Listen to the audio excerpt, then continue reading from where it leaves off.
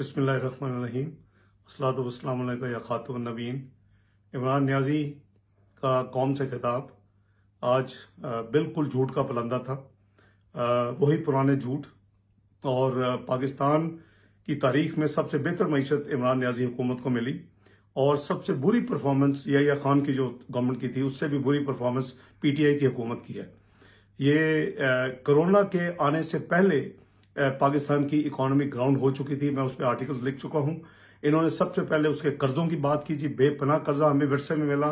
नियाजी साहब आप देखें कि आपको 25,000 अरब का कर्जा विरसे में मिला, आप आज उसको 40,000 अरब पे ले जा चुके हैं। आपने 10,000 अरब कम करना था, आप उसको 15,000 इजाफा कर चुके हैं।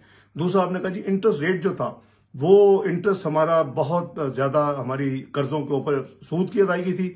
वो आपकी मॉनेटरी पॉलिसी के फेलियर की वजह से आपने इस मुल्क में जो महंगाई का तूफान रुपए की डिवैल्यूएशन करके किया, जो कि 115 रुपए पे डॉलर में मुस्लिम लीग नून ने छोड़ा, 123 पे केयरटेकर गवर्नमेंट ने छोड़ा, अब उसको 170 तक ले गए, उससे भी क्रॉस किया। और इस दौरान में आपने 13.25% जो इंटरेस्ट रेट किया, उसकी वजह से जो 1350 अरब करीबन इंटरेस्ट सालाना पाकिस्तान पे करता था वो 2700 अरब पे चला गया। ये आपकी नाकामी है।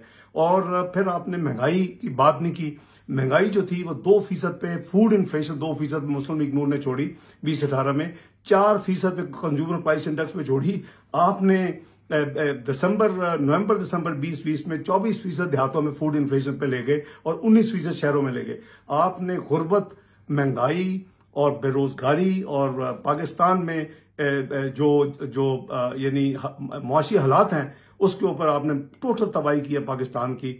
और आप को ये सोचना चाहिए कि आप किस किस्म के फजूल किस्म के क्लेम करते हैं।